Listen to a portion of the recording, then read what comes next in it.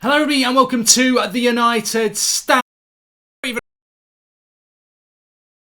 know if we're streaming of all the nights for that to happen. Of all the nights for this to happen.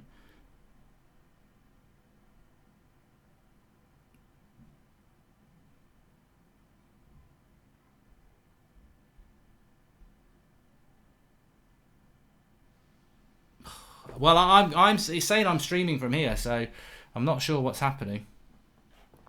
We're waiting. Right, I suppose I should... Let me just try this here.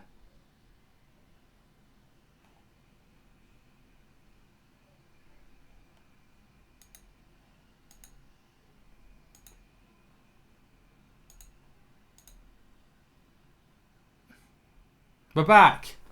We're back. Okay. Well, I'm going to start again then, and we can cut that bit out there because I don't know what you got and what you didn't get. So, hello and welcome to the United Stand. We're back on air now. We had a few gremlins in the system. This is what happens with live content. So, we're going to be talking about Ole Gunnar Solskjaer's tactical masterclass that could get us top 4 and Champions League football again. But I just want to say we've got a huge announcement on the United Stand tomorrow morning at 7 a.m. There's no more Transfer Daily. We know that because of the transfer ban. This is totally separate. A massive announcement on the United Stand tomorrow. You're going to love it. I love it, and I can't tell anybody about it. So 7 a.m. tomorrow, make sure you tune into the United Stand, get your subscriptions on, get your notifications on, and make sure when you wait, because Tuesday's a rubbish day of the week. Tuesday's a rubbish day of the week, but not tomorrow. Massive announcement on the United Stand, 7 a.m. video going up. Make sure you watch it and make sure you get involved. You're live, mate, says Jay Baz. Thanks for that. We are back.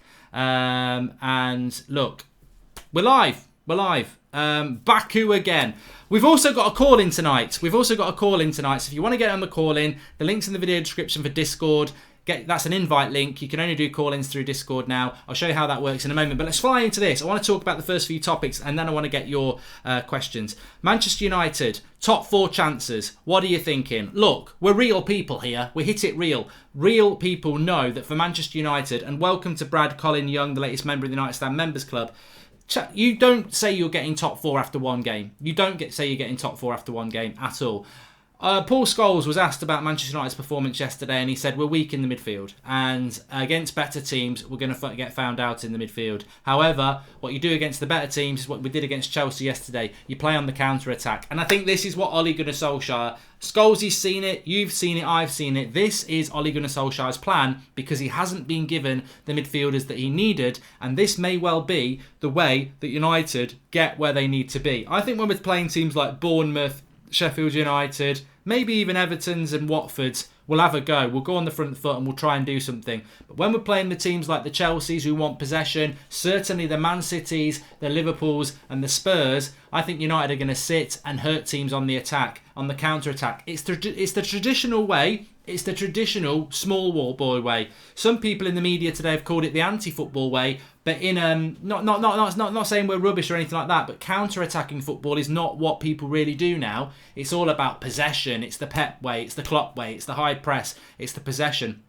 And I think Ole Gunnar Solskjaer, because he hasn't got that midfield, McTominay and Pereira are works in progress. Matic is declining. Fred, I don't think Ole Gunnar Solskjaer really rates Fred, and Pogba obviously is our absolute essential player. So how do you do that? You can have a brilliant defence. You can have an exciting front three, but if the midfield can't dictate a game against the big boys, you're going to struggle. So what's Ole Gunnar Solskjaer do? I think we're going to see what he's going to do. He's got a strong back four and a very good goalkeeper that can soak up possession. Wan-Bissaka just wants to defend all day. You know, you could send Wan-Bissaka out to fight the Battle of Hastings on his own. He'd just stand on a bridge and defend everything. He's brilliant. He's like a bloody Jedi with a lightsaber, isn't he? You know, when he's messing around, stopping all the stormtroopers. That's Wan-Bissaka.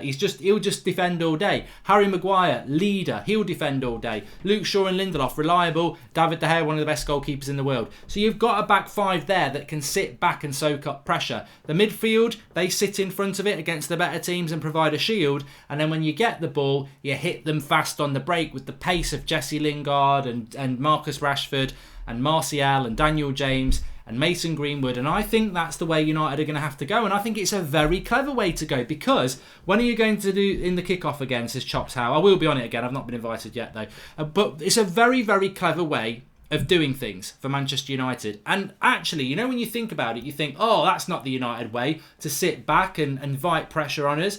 But this is the Ole Gunnar Solskjaer way, and I think it's a very, very clever way. I think the way we played against Chelsea was very much like that. We kept saying throughout the game, it's like we're the away side, and we were all a bit annoyed by it. Oh, this is like with the away side. But after the game, I thought, you know what? He did it the way we had to do it. Soak up the pressure and hurt them on the break. Invite them onto us, invite the space at the back and hit them on the break. And that's what we did. And that's what we're going to have to do against the big teams. Because as Scholesy said, we can't go toe-to-toe against Liverpool and Man City because their midfield will annihilate our midfield. The board, for whatever reason, didn't give Ole Gunnar Solskjaer the midfielders he needs. I mean, today we've seen Lozano's going to Napoli for 40 million quid. 40 million quid. We only had a net spend of 66. We could easily have got another 40 million and got Lozano in. We could have easily got another midfielder in. But the board chose not to do that. So Ole Gunnar Solskjaer's got to do it with what he's got to do. And I think if he tried to do this, we're going to go toe to toe with the big boys, he's going to drop points. We can go toe to toe with Bournemouth and we can go toe to toe with Watford, but we can't go toe to toe with teams like Spurs and City and Liverpool and even Chelsea yesterday, and maybe even Arsenal. We can't do that. But what we can do is have a very strong back five, make the midfield be disciplined, and that front three, when we get the ball, let's hit them fast, let's hit them hard, and let's be clinical. And that's exactly what we did yesterday. And I, for one, applaud it, and I hope you lot do as well, because I think Ole Gunnar Solskjaer has just gone, you know what? I haven't got the team to go toe-to-toe with Liverpool and City. I haven't got it. I can't do that. That is not what I can do. But what I have got is a brilliant back five, and I've got flair on and pace on the attack. And that midfield, all right, it's not ideal, but it's got Paul Pogba in it. All right, it's not ideal, but it's got grafters like Pereira and McTominay. I mean, Pereira said he was knackered yesterday, but the support and the crowd just made him keep going and going and going. And look, I don't think Pereira and McTominay are probably ever going to be top four midfielders in quality, but they will be in heart. And just for this season, them with Pogba working hard against the big teams, but sitting and helping the defence, then hitting the big teams on the break, I think that's the way to go. And I think it could be a very, very clever way to go. And I think United's aim is fourth place. And I think we've got an opportunity to do that, even after only one game. And it can all go wrong. I saw somebody in the comments say, that's one game, we'll soon be messing it up again. And yeah, we might do. I'm not going to say we're definitely going to get top four, but I think Ole Gunnar Solskjaer yesterday, in a game where we didn't play that well, but we won 4-0, I think those tactics are going to serve us very well. You give up possession. People get obsessed by possession, but you give up possession to make a team come at you and you hurt them on the break. And I remember when Man City were dominating teams over the last few years with Pep, and you'd see teams turn up to the Etihad and just play stupid. And I always used to think the way to beat Man City, and it's hard to do it anyway, even if you do that, but the way to beat City is have two banks of four, don't give them space, sit, and then have two players up front who are just quick and strong. So you soak up the pressure and you just keep hitting the long ball, trying to get them breaking, and turn them. That's what you do, because if it is, City can have 90% possession, but if they don't score a goal and you have one chance and you win 1-0. Don't get these Luke Shaw haters, says Guy Kennedy. I'm hoping someone's going to call in about Luke Shaw. Ryan FTW, can see teams targeting Luke Shaw as our weak spot. I mean, it's one to the other there. And also, Ray Cowley says, good result, but cracks still exist and the midfield is poor. I think we all know the midfield's poor. I think I've heard Ryan Giggs say it. I've heard Paul Scholes say it. I've heard lots of pundits say it. Mourinho was hinting at it yesterday, whether you want to listen to him or not. It's true. But Ole Gunnar Solskjaer is a victim of that. He's got to do something with it. And I think the way he's doing it is a very, very clever way of doing it. It's like, look, that is my weakness. How do I protect my weakness the best way? And the best way to do that is to say to McTominay and Pogba, try and get as close to your back four as you can. Pereira, try and get as close to your back four as you can when the opposition have got the ball. Let them make the mistake and then hit them on the break fast on the counter-attack. And counter-attacking football was a big part of Sir Alex Ferguson's game as well. So it doesn't surprise me. And I tell you what I like about it as well is it's sort of a new way of playing. It's a sort of a new way of playing for us, because everybody wants to play this on, get the ball, possession football and try and pass people off the park. But actually, it's about putting the ball in the back of the net. And if you can go from the back to the front very quickly and score goals and create chances, that could be our big way. But I think we'll see a different United when, like I say, when you see Bournemouth rolling up at Old Trafford or Watford rolling up at Old Trafford, and certainly your Sheffield Uniteds and your Norwich, Yeah, they'll probably come and try play football, but United will have a lot more of the ball. We're talking about how we break into that top 4, how we pick up points against the top 6 sides. We've already got 3 against Chelsea. There's another 11 games to go, isn't there, against the top 6? Well, 9 actually. I've got that wrong. Overall, loved how our midfield played second half. You're right, they have the heart, but they provided pressure, something I didn't see much last year, says James Kang. I spoke about it on the tactical analysis show at at lunchtime about the energy that we've got. Gabriel Medina says, I like possession football. I like possession football as well, mate, but you've got to play to your strengths. And in some ways, I feel Ole Gunnar Solskjaer has looked at United and gone a bit like the way Eddie Howe probably looks at Bournemouth and goes, look, I'd love to play the way Pep's playing, but actually I've only got 2 or 3 players who can do that. I've got weaknesses here. He's not particularly quick. We need to support him. It's about doing the best with what you've got. This was why we were moaning in the transfer window at the end, because Manchester United, with the budgets that they have and the revenue that they have and the size of the club they have, we shouldn't be making do with a weak midfield. But that's what Ollie has to do now. So I respect and admire what he did yesterday, because we all watched the game and came out of it and went, we've won 4-0, but Chelsea played us off the park. But then the more I thought about it and the more I was reading about what people were saying, I was thinking, you know what? He's just played a masterclass there. He's actually said, right, look, we haven't got the midfield to compete with Chelsea. So what we do is we get the ball and we move it quick and we protect our back 4. And that's what we did in the second half. And it worked really well because Chelsea didn't create as many chances. Fantastic content, Mark. If we get the Champions League, we can go for Sancho next summer. Top of the United Stand fantasy Premier League table. Get in. Don't understand the Shaw hate, says Brendan Barnett. And Andrew Chow says, Mark, playing counter-attack against top teams will only get you so far. When we do play against lesser teams, we would need to be used to having the ball. Yeah, and I think I've just said that, Andrew, as well. We'll have to play in a very different way. Congratulations to Brandon Barnett for being top of the Fantasy Premier League team in the United Stand. Please do smash a like on the video, everybody. We are going to start taking your calls in a moment, but a couple of topics you might want to talk about as well. I'm sure you want to talk about what I've spoken there, and there's lots to talk about. Maybe Pogba, we did a video on that at lunchtime.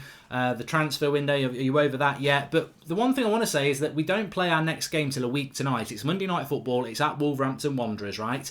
In a week's time, Alexis Sanchez will be match fit. The only reason he wasn't involved on Sunday is because he's only just come back from his holidays after the Copa America, so he wasn't quite ready. He will be ready next Monday. Whose spot does he take on the bench? Should he take someone's spot on the bench? I don't think so, but he will do because of his contract, because of his wages, and I would imagine in his contract it's there that he has to be involved on the bench at least.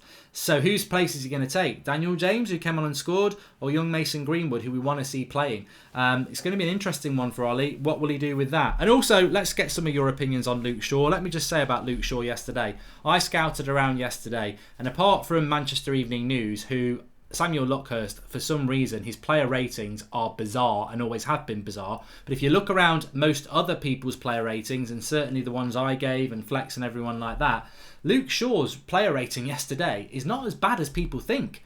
You know, I really do think there's an agenda against him from people who just don't like him. Am I right? Am I wrong? Getting calls. The next thing the board must spend money on is a director of football, says Andrew Rossi. There is talk that we're going to do that, but there has been talk of that for a long time.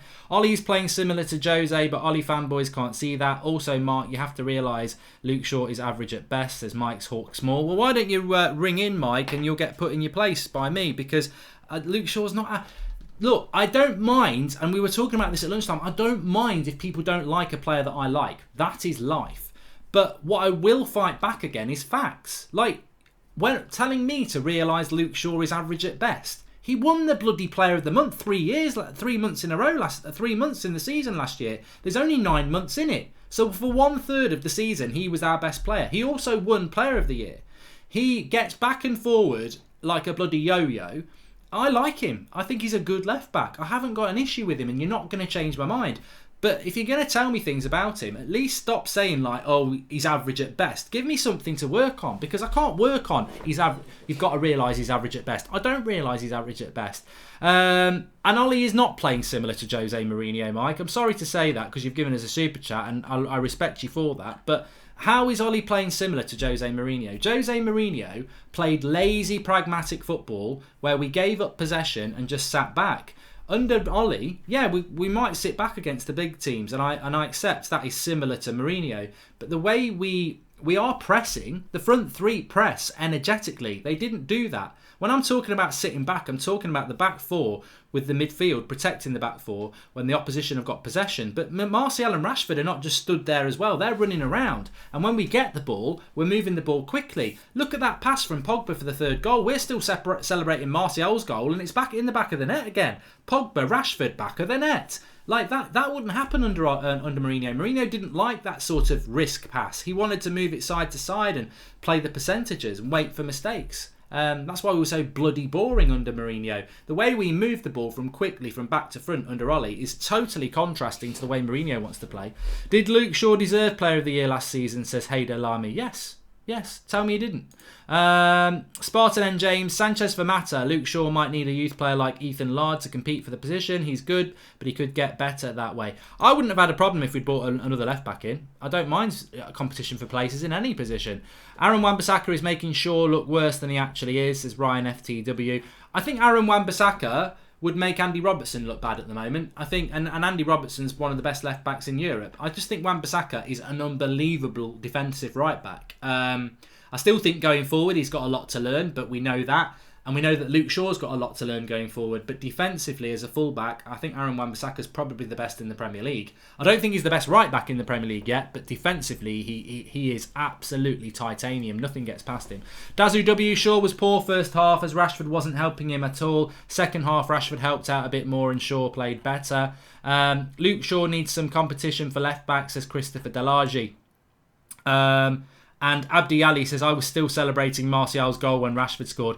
I'll tell you what, it really annoyed me because that was the goal of the game. And I was just trying to change the score at the time. And then you just see Rashford running through and scoring. And I didn't appreciate the goal live. I appreciated it as soon as I saw it on the replay.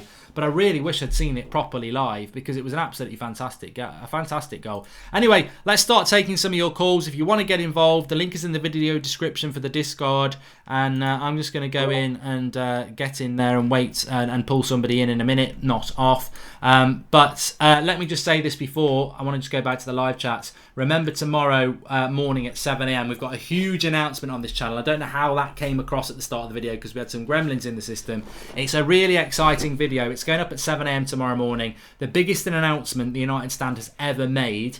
It's brilliant and you can get involved. New member, welcome to Anthony John Pertar. Thanks for joining, mate. And we've also had a super chat come in here from Sikan Day. He says, if Luke Shaw is fat, then Hazard is pregnant. You've heard it there from one of our callers. Would you like Decore and Bruno, says Hamza 790 Lingard? You know what? In relation to the midfield, I think Decore and Bruno Fernandes would be a start. I think we do need two more midfielders. I personally don't think that Fred is a player that Ole Gunnar Solskjaer fancies, if I'm totally honest. Alex, can you hear me? Yes, Mark. How you doing, pal? Hello?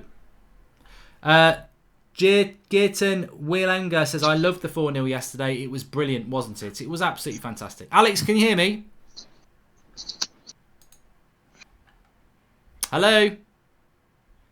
Right, out you go. Hello, can you hear me? You're live on the United Stand. Hello, how are you? Good. How are you? I'm good, thanks. What do you want to talk about? First of all, I want to talk about the situation. Okay. So, I think that people are so used to having people like Young and Phil Jones and Chris Smalling to pin the blame on that now Luke Shaw's like our weakest link at the defense line, and I feel like people are pinning the blame on him a bit. I rate Luke Shaw defensively. I rate him going up, but in the final third, I think he hesitates a bit. Like with Andy Robertson, you can see that he's always pressing to look and get the ball into the, because it always hits someone, and you might as well try. Yeah, that's my thoughts on Luke Shaw, and yeah. Yeah, I do agree with you. Sorry to cut in there. I mean, Lingard played much better as a number 10 yesterday, says Rob Ron. I agree with that. On Luke Shaw, I think that you probably hit the nail on the head there. I think when you look at last season, you've always got to have somebody to have a pop at. And I think Ashley Young, Matic would have got it if he'd played yesterday. But actually, we all said it when the team news came out yesterday. We're all very, very happy with it. And I I was just very happy with it, and it was a 4-0 performance, and I was just very happy with it, and I didn't really want to be negative about anybody, but I suppose some fans always have to moan about something, and Exactly. I suppose Luke Shaw is that player that some fans just want to have a go at. Yeah. I also want to talk about the link-up play between Rashford and Anthony Martial. I think that's very crucial because we saw against AC Milan where Martial was, Rashford was cutting in for the goal, and then I don't think that goal would have went in if Martial didn't make the run to draw the centre back in the middle to follow Martial, because it wouldn't have opened like a gap in the goal for him to score. I feel like if we keep seeing this season, I think we'll score lots of goals and be clinical with our chances. I think you're spot on, mate. I think you're absolutely spot on. And there's a lot of people in the live comments saying, 2 really good points, because a lot of people didn't realise yesterday with Anthony Martial just how well he actually played. And Rance, as I said at lunchtime, he said in his fan cam, I'm glad Martial scored, because if he hadn't, a lot of people would have been getting on his back because they don't know about football. They don't watch what's going on off the ball, and that's a brilliant point from you. The runs Martial makes create space for Rashford, and the runs Rashford creates will create space for Martial. It's a team game, and I think we saw that when we scored the goals. Everybody was in the huddle, and it is a team game. And I think if Martial and Rashford lose that maybe head down, focus on their own thing that we've seen over the last few years, and start playing intelligently, they'll both benefit. Yeah. The last quickly talk about is against Wolves. So Wolves, you can see that they're a team that sits back in their own half and hit you on the break. I think if we start Daniel James on the right wing, he'll bring that directness, so it will like kind of push like the centre backs and the defensive line of Wolves to make mistakes, which could lead to goal scoring opportunities. And that's what I think about that as well. I'm going to answer that point, but what I'm going to do before I do that is I'm just going to say thanks for coming on. Really good call. Please do come in again. I think you made some fantastic points. Thank you very much. Cheers, pal. Fantastic. What a hat-trick that was from the boy. Absolutely superb. And we talk about youth in the United side. It's nice to get a bit of youth on the United stand. I thought that call was absolutely brilliant. So you can get calling in. You go through the Discord. I'll show you how it works in a moment. But just to go back on that, he made a third brilliant point as well. I've not really turned my attention to Wolves yet, but why not? We're a week away. Anybody who remembers Wolves last season, I fell out with the Wolves fans. Normally it's Arsenal fans that I have the problem with, but I really got a lot of stick from Wolves fans last year because basically I said that they park the bus so much they're almost in the stand behind the goal, and they were like, "Oh, well, whatever, we don't do that actually, because we're from Wolverhampton, we don't do that, we love Noddy Holder." That's Dudley actually. Come on, feel the noise. Oh, it's Christmas. But Wolves, and they think they're a good team, and they are a good team, but actually the Wolves' way of playing is somewhat similar to the way I think Ollie's going to play this season, and maybe he learned something from Wolves, to be fair. They park the bus and hit you on the break. And that's exactly what we spent the first 10 minutes talking about, Ollie's tactics against the top 6. Because if you look at last season, Wolves had a brilliant record against the top 6. What did they do? They sat back against the top 6 and then clinically hurt them on the break. They did it to us. So, Manchester United next week, what are Wolves going to do? Are they going to do what they did last season and like sit back and soak us up and hit us on the break? Or are we going to try and invite them and hit them on the break? I think Wolves aren't going to change their way they play. So we're going to have to the onus is on us in a way to go and play a bit of football. And I think the lad's right, he was just on there. I think Daniel James has that intricacy in tight spaces to run at them that maybe Lingard doesn't, and maybe a Pereira doesn't. So yeah, I wouldn't disagree with that. What you have got with McTominay and Pogba though is I think we should start shooting from distance. Martial and Rashford are quick in and around the box. I think that might be but yeah, it's a good point. It's going to be very interesting tactically next week that we basically played what Wolves did yesterday, hit Chelsea on the break. But that's how Wolves play. How will that game plan out? You could just see the ball in the middle whilst two teams sit back. Could be funny. Great caller. Cheers, kiddo, says Andrew Rossi. It was a great caller. We are a brick wall at the back. We have speedsters in the front. We should have had a midfield upgrade, Mark. Connect me in Discord. Anoop. Thank you, mate. And welcome to Mazik, the latest member of the United Stand Members Club. Yeah, let's take another call. My internet's playing up a little bit tonight, I must admit. But Let's It try was another call. so good. Hello, can you hear me? You're live on the United Stand. Hi, Mark. It's Hannah. How are you doing? How are you? All right. Thank you so much. I'm good. Thank you so much for having me on the show. Not a problem. What do you want to talk about? Hello? Hello, can hear you. Yeah, what do you want to talk about? Okay, I've been thinking about this since the penalty yesterday, and I think I might be reading into it too much. But do you think that there was a reason why Rashford took it instead of Pogba? Because usually Paul's the first one to take the penalty. And I don't know, when I saw Rashford taking it, I was like, do you think it's because Paul's going to leave? I don't know, I just want to know your opinion on it. Or do you think it's just something that's very, very small and it's like not worth speaking about? What did you think about it then? Were you concerned by that? I don't know. I thought it was an opportunity for Rashford because honestly, I thought that he played not well. And I was happy because I think he scored, that improved his performance for the rest of the game. And then when he scored the second goal, I was very, very excited. So, but a part of me did think like, hey, why did he take it instead of Paul? And honestly, if it is maybe just like the team just like distancing themselves from Paul, I'm getting very nervous because if he does leave, we are not going to be okay. Yeah. Hannah, I can put your mind at rest. I don't think Paul Pogba's going to leave because if he does, United will finish mid-table and there'll be massive problems. But on the penalty itself, what I would say is I did think about it. I mean, when you said that, I haven't thought about it since, but it reminded me at the time I did think, why is Pogba not taking it? However, I've got two theories, and I don't know whether both are right or neither are right, but one of them was Pogba's penalty record wasn't amazing last season, but more importantly, I think Ole Gunnar Solskjaer wants Rashford to score 20 goals this season. And as we saw with Pogba last year, his stats in relation to goals was very good because a lot of them were penalties. And I just think Rashford's penalty was so good as well. I thought it was really, really good. I just think it might be Ole Gunnar Solskjaer has seen an opportunity here for Rashford to get his confidence as a striker up and get 20 goals. And I think he's probably just said, look, I want the striker to take the penalty. And I think that might just be it. And just on that, do you think that Ollie's going to do the same thing, but for Scott McTominay and Matic? Because do you think that Ollie used the opportunity yesterday to put Scott McTominay on the field instead of Matic in order to get him confident and to get him almost ready to play more games?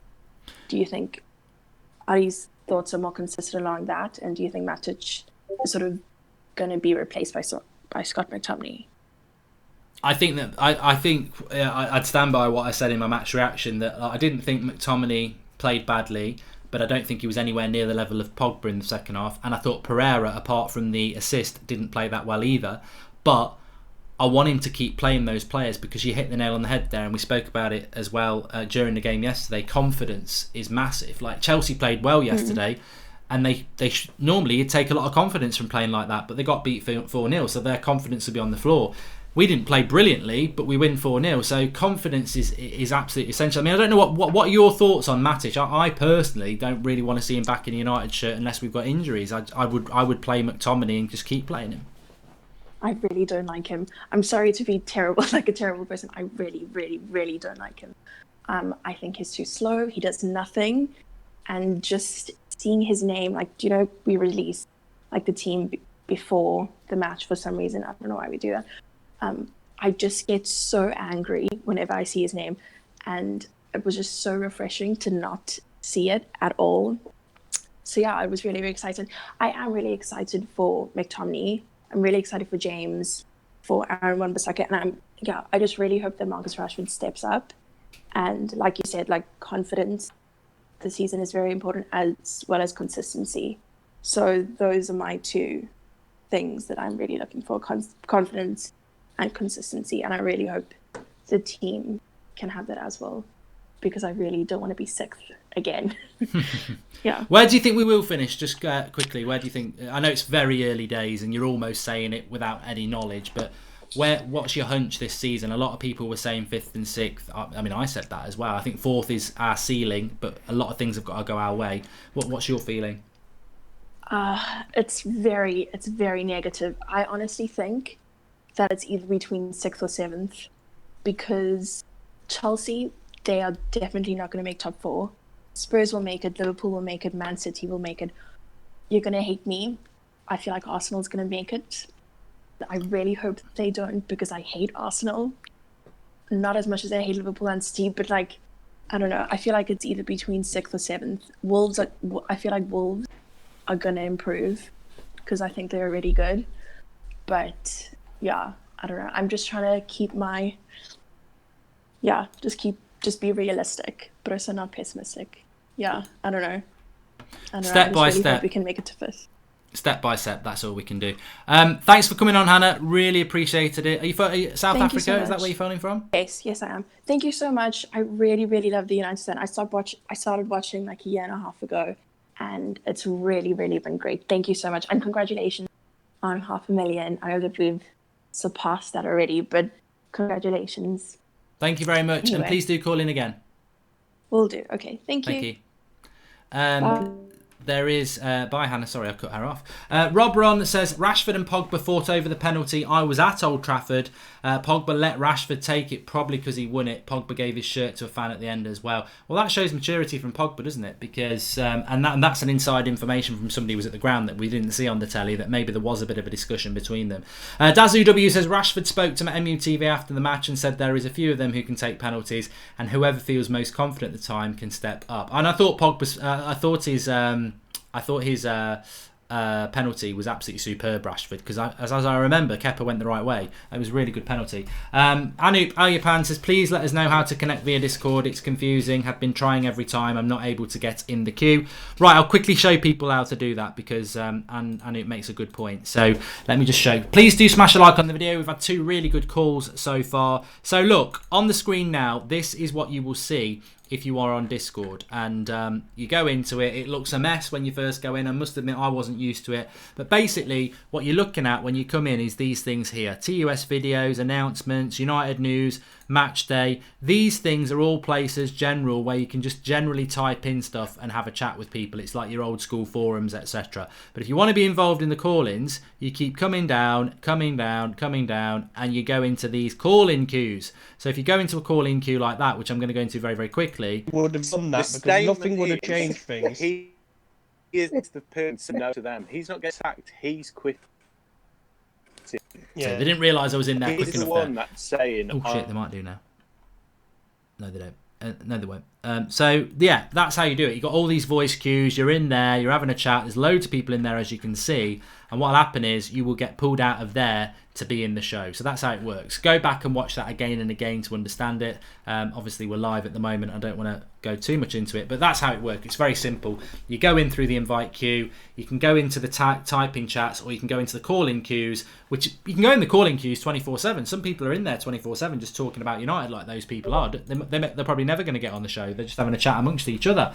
And Rano TV says, Mark, I'm going to say we're going to win the league to counter the negativity of the previous caller. No way are we finishing below 5th. It's just so early days. I think we've just got to take it a game at a time.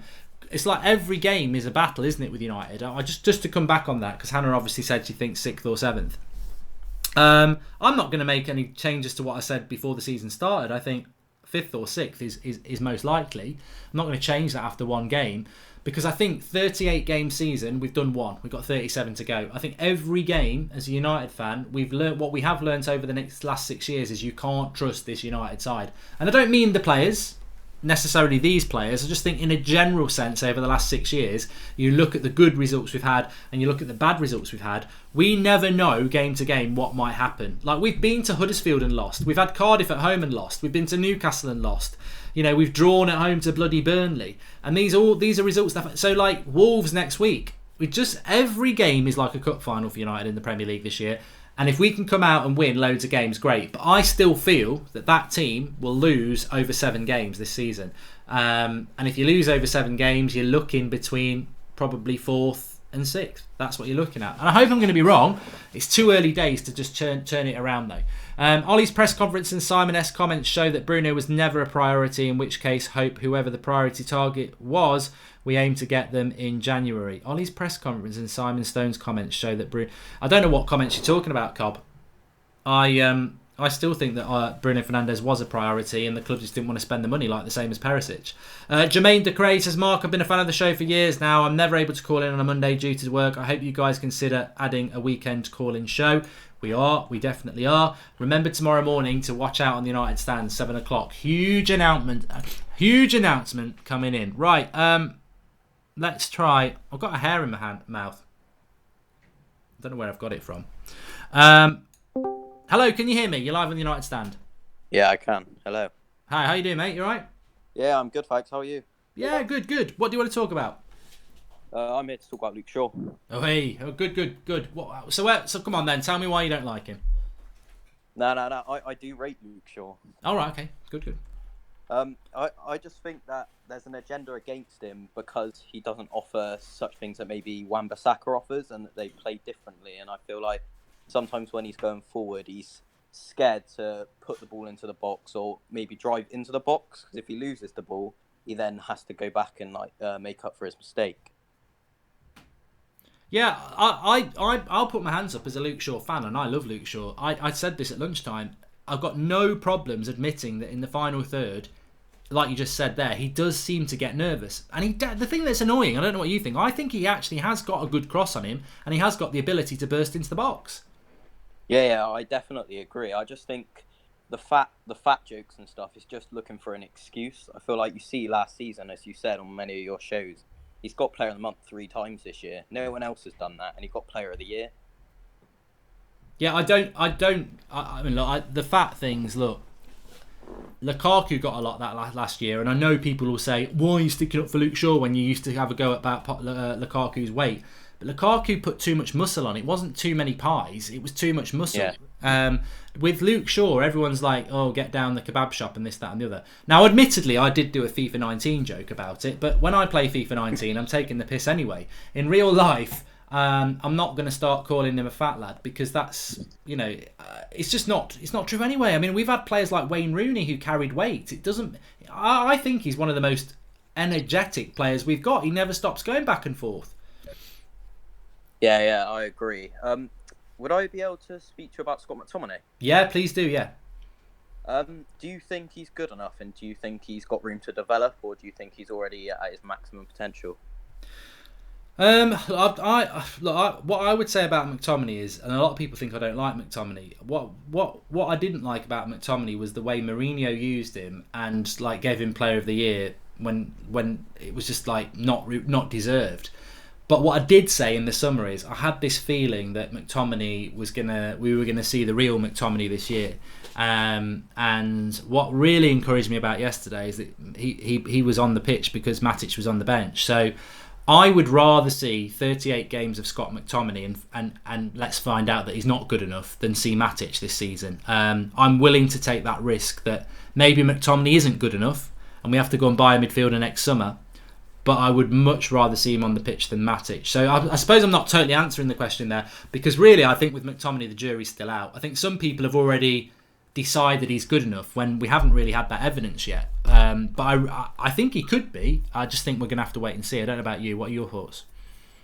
Yeah, I agree. I definitely feel that Carrick, it being in the coaching staff, I definitely feel like he could gain some attributes from that. I feel like there is room to improve, even though he is getting past the younger ages now. And you could see in pre-season stuff that he wasn't doing last season, like trying to spread the ball out wide. Yeah, his passing isn't as accurate as Pogba, but I definitely see improvements. One thing that I would say is that Pogba has that Scott McTominay doesn't have is the ability to maybe look up and play the over-the-top balls like Pogba did. Like Pogba needed one chance and he got a goal from it, where McTominay, I feel like he should work on that part of this game. Yeah, definitely. Well, thanks for calling in, mate. Really good points again, and please do call in again. Yeah, I will. Thank you. Cheers. Cheers, mate. Fantastic calls tonight. Please do smash a like on the video, everybody, and support the call. I always say smash a like on the video anyway, but I think it's very important when it's the call-in show, because you're supporting your fellow United standers, and we've had some really good calls tonight as well. What I would say about McTominay is I wish he was a bit smaller, because I think Pogba's probably one of the only tall players that I can think of who, although they're really tall, you don't notice it in their technique. Tall players don't tend to be as good on the ball because they're further away from it, if that makes sense. But Pogba, you never notice that. He's just so good on the ball. But with McTominay, there is that little slight slowness on the ball because of his height. He can't help that. So I wish he was probably 5'9", really. A little bit more tenacious, because taller players, it's harder for them to do that. But we haven't seen I don't believe we've seen the full potential of Scott McTominay yet, and I'm certainly hoping that playing game to game we'll see that. I think it's the same with Lingard. I think it's the same with Pereira. Maybe they won't be good enough, but we're only going to find out if we give them games. One of my biggest frustrations last year, and talking about Wolves again, was that game where Fred played in the midfield because we had injuries, and he played a couple of games and he played against Wolves and he made a mistake, but actually I thought he played quite well. And then as soon as everyone was back fit, Fred got dropped. And I said it at the time, if we're ever going to find out if Fred's good enough, you've got to play him for the next 10 games and just give him 10 games and let him know he's having 10 games so that he can grow into the role, not get over scared about making mistakes. And we didn't do that. And I don't think Ole Gunnar Solskjaer really rates Fred. I think Fred could have gone this summer if we'd brought another midfielder in, but we didn't. So I think Fred, that's never going to happen, unfortunately. But with McTominay and Pereira, I want to see them play for the next 10 games. Because, all right, their game yesterday may not have been superb, but against Wolves, they might get a little bit better. And then Crystal Palace, a little bit better again. And then Leicester, a little bit better again. And then suddenly, they're playing consistently and they're getting better and better and better. Because confidence breeds, games breeds confidence. George Carl says, remember everyone to respect all our callers. They are brave members of the United Stand family and deserve to be treated with kindness as you should anyone. Spot on by George. Anup Alyapan, we were good versus Chelsea, but what Ollie told about our present strikers is spot on. They can only be 20-goal strikers if they are good in the air and do tap-ins and ugly goals. Our strikers do wonder goals, but it's Rashford good in the air. That's where we lack. Yeah, well, I think in the air we're probably not that strong with Rashford and Martial, but Martial got a dirty goal yesterday, didn't he? It was a bit scrappy, but they all count. Mike Hawksmall says, who needs Bruno when we have one of the top midfielders in the world in Fred? I'd like Fred to have another go. Let's see if he does get a chance. And here's Chloe Jenkins. She says, I love McSauce, best we have for that position, but let's not forget he is a guy that can't get in a crap Scottish team. Look, jury's out on McTominay, but I want him to play. He's better than Matic. Rob Ron says, what if Man City get banned from the Champions League top 5 battle? I don't know what's happening with that, Rob Ron. I really don't know what is happening with that. We'll have to wait and see. Let's pull Tom in. Evening, Tom. How are you? Tom, you're live on the show with Mark. Oh, sorry, Matt. I was just talking to Paul. How are you, mate? You all right? I'm all right. You? Yeah, not too bad, mate. Not too bad. Well, listen, I was thinking we could talk a little bit about Wolves. Let's look forward to next Monday and how we think we could our defense is going to put up with their midfield, considering how weak our midfield is. I think the weekend I thought we were fantastic at times in the second half, but the first half I thought we were absolutely diabolical and nothing changed from last year. I think I've been saying it a lot, mate, and I've said it to yourself. Martial and Rashford cannot keep doing this interchanging thing. They need to find whether they're going to be the striker or if they're going to be the wide player, because it can't keep happening where you're interchanging them. Because, I think just to jump in on that, Tom. Yeah. I don't know what your thoughts are and everybody else, but we've spoken about Luke Shaw, and what was abundantly clear, and a few people have said it tonight, is that whatever you think about Luke Shaw, he was getting doubled on yesterday because Rashford, if he was meant to be on the left-hand side, because mostly Martial was up front, with that interchanging, the responsibility of tracking the right back disappears, and then the right back and the right-sided player were doubling up on Luke Shaw. So I think you're right on that. It's like if they're going to interchange, that's fine, but they've got to hand over and very quickly give the discipline to track back. So yeah, the interchanging does worry me a little bit, because Wan-Bissaka can defend against 3 people, but most fullbacks, and Luke Shaw struggled yesterday, most fullbacks will struggle in a 2v1. It's just that Wan-Bissaka's a super defender and he doesn't. Yeah, he doesn't, and I think we saw that with Maguire was having to go out and help Luke Shaw, which was opening up the gap in the defence that we've seen for so long, and it was so frustrating. And the fact of I get the criticism of Luke Shaw, I understand it, but can you really judge him off one game? And the people are saying, he's average. Luke Shaw was our player of the year last year. Luke Shaw had a fantastic bounce back season that we've been waiting for a long time. A lot of people forget Luke Shaw had a very bad leg injury, which doesn't take it's going to take time for him to for that to disappear and that to be a distant memory. So I think Luke Shaw does need that help, but I think if whoever, like you said, whoever's playing on that left side it needs to track back, whether it's Martial, whether it's Rashford, but they need to do it, and the transition needs to be quicker than what it's being, because it's not quick enough. And then that's leaving Luke Shaw very exposed, which is exposing us at the back. But then you could argue, well, if we had a CDM, they could drop in and hold the back line as well. We haven't got one. Let's not worry about what we haven't got here. I've said it a million times. A lot of people are still going on about January, and a lot of people are still going on about the transfer window. Oh, we didn't sign. Listen, the time for worrying about what we didn't sign and what we are going to sign is over. We need to now focus on, and Ollie is focusing on what we can do to make this team that we have got work. And I have to say, second half yesterday, I thought we were absolutely fantastic.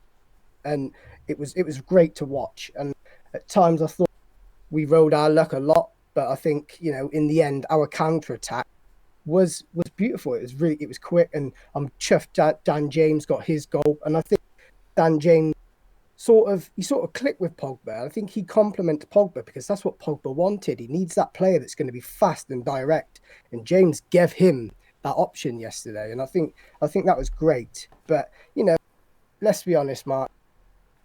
Are we going to get top 4 this year? I keep thinking, based on what we've seen in the first half, absolutely not. But when we go on the second half, if we can play like that and get a consistent team playing, I think we've got a chance, Well, Harry Maguire, I listened to his comments this afternoon, actually. I didn't see them after the game, and I thought they were spot on. And I'll tell you what, you talk about a captain, it's a shame we've only just bought him because he should be captain, but you can't give it to a new signing. And some of the things he said was that, look, I was reiterating to the players on the pitch at 2 and 3-0 that we needed to stay compact and concentrate because that clean sheet was so important. I was aware that we only had 2 last year, and to get one on the opening day, we want to make Old Trafford into a fortress. And I think that is just brilliant from a new signing. And he spoke like somebody who has that, leadership qualities. But he also said as well, I've only had 4 training sessions. There was a lot of nervousness in the first half, and we will build from this. And I think that's the big positive. It's like everybody. I think good teams, even when they win, look at the weaknesses, and there was a lot of weaknesses from United yesterday, and everybody knows that. So it's a step forward. It's 3 points. We've boosted our goal difference. We've beaten a big rival for top 6. So yeah, let's take that as a massive positive, but let's take the negatives as well and build on that. Yeah, absolutely. And I think we'll touch on Maguire quickly. I agree with you. I think he is a future Manchester United captain. He's just got captain written all over him because that's the sort of player that he is, and that's what we have been. And now we've got it, and I have to say, he's looking fantastic. He's just completely transformed that defence, and him and Lindelof, that is going to be huge this year. That's going to win. That's going to get us a lot of points. I know it's sad to say, but it's going to get a lot of points from Manchester United this year. Yeah, I totally agree. Thanks for calling in, Tom. Really appreciate it, mate. And I know you'll be calling in again soon. Cheers, mate. Just to pick up on a couple of things Tom said there, actually. I just took a few notes. Mark, you're a breath of fresh air. I live in Birmingham as well, says Rio Mia. Thanks for that contribution. And Anno Palupa says I've read that one, actually. I've read that one, don't worry about that. But there was 2 things I wanted to say. One, let's not forget. I don't know which one to bring on first here, but the Luke Shaw thing actually makes a lot of sense as well, because a certain somebody who people seem to hang on his every word, despite him being an appalling Manchester United manager, Jose Mourinho said something very childish and bitter about Luke Shaw yesterday, and basically said that Harry Maguire will figure out quickly that he's got to fill in for Luke Shaw a lot this season, or something like that. But that's just an agenda from Mourinho because he doesn't like Luke Shaw. And we know that Mourinho didn't like Luke Shaw because he used to dig him out all the time. He was one of his 3 or 4 players that he always dug out all the time. Like Martial was another one, because that's what Mourinho was like, a dictator. And so I think a lot of people have just think, oh, Jose Mourinho, this Wikipedia page has said something negative, so it's obviously right. And they don't think, well, actually, he destroyed our club in many ways. He was arrogant, and he obviously is still bitter against some players. I wouldn't listen to anything Jose Mourinho's got to say about Manchester United players, because it's going to be laced with whatever went on behind the scenes when he was there. So I think that's a reason why people are turning against Luke Shaw. But also, of course, Harry Maguire is going to have to fill in for Luke Shaw. We just explained why. Because in the first half, nobody from the left-hand side was giving him any cover. Like, Rashford wasn't tracking back. So Luke Shaw's having a 2v1. Of course Maguire's got to come across. That's nothing to do with Luke Shaw. So that's a lack of football knowledge from people who are going, oh, Jose said Harry Maguire's going to have to fill in for Luke Shaw because Luke Shaw's crap. Well, no. Harry Maguire was having to come across a lot of the time because Luke Shaw had a 2v1, which has got nothing to do with him. It's to do with the tracking back on the left-hand side of the pitch. And also, let's not forget, as brilliant as Wan-Bissaka is, and he is brilliant, he could hold back the tide with one hand whilst reading the bloody the weekly news on the other one, is that when you look at the midfield yesterday, as I said on the tactical show at lunchtime, the heat map will show you our two midfielders. Pogba was playing the right side, McTominay was playing the left-hand side. So Wan-Bissaka's got Paul Pogba on his side, Luke Shaw's got McTominay on his side. Who's the better player, Pogba? Who's the more experienced player, Pogba? Who's the better passer of the ball, Pogba? So, you know, of course our left-hand side is weaker, and it's a contrast to last year because Pogba used to play on the left with Shaw and Martial, and down the right-hand side we were basically invisible with Young. But this year you've got Wan-Bissaka, who's a brilliant right-back, and Pogba's playing on that side as well. So our right-hand side is stronger than our left-hand side anyway. So, you know, there are reasons for why Luke Shaw yesterday got a little bit exposed, but he wasn't exposed massively. Pogba's situation reminds me of the time when Rooney wanted to move to Madrid, says INC. I can't even remember when Rooney did want a move to Madrid, if I'm totally honest with you. Mark, are you the father of Scott McTominay? I hope you are praising him, says George Ramos. I ain't the father of Scott. Could I be the father of Scott? Yes, I could. It would be legal. It would just be legal, I think. But George Carl says McTominay is the better defensive player than Pogba. I don't necessarily agree with you on that, George. I mean, Paul Pogba's well accustomed to playing that sitting role in a midfield too. He does it for France. So I think what we can all agree on is Pogba and McTominay are better than Matic, and that's the main thing. Look, anyway, we've had some fantastic calls tonight. Please do smash a like on the video for everyone who's called in. Make sure you subscribe to the channel if you're new, because I can see that we're very close to 534,000 in the top right-hand corner. Not many people may have noticed, actually, but the watch-along yesterday, we had a load of new graphics, and we've brought some of those graphics, because it's a new season, into the show tonight. It's more blocky, it's better. Thanks to Drawty Devil for that. So you might have noticed a little bit of change there. But tomorrow morning at 7 a.m, get your notifications on. Get your bell on to get the notification tomorrow. 7 a.m, United Stand. Massive announcement. Probably the biggest announcement we've ever made on this channel. It's huge. Tomorrow morning at 7 a.m, the video goes up. Get up. Tuesday morning. Tuesdays are crap. You're going to get a big bonus, and you can be part of it. And if you want to be part of it, you better act quick. But nobody can be a part of it till 7 a.m. tomorrow morning. So if you want to be a part of it, and a lot of you will, I think people will be getting on planes for this. That's all I'm going to say. 7 a.m. tomorrow. Thanks everyone for watching. Smash a like on the video. Fantastic calls. Really enjoyed the show tonight. We are definitely working on doing this twice a week. We've just got to find when the next night's going to be.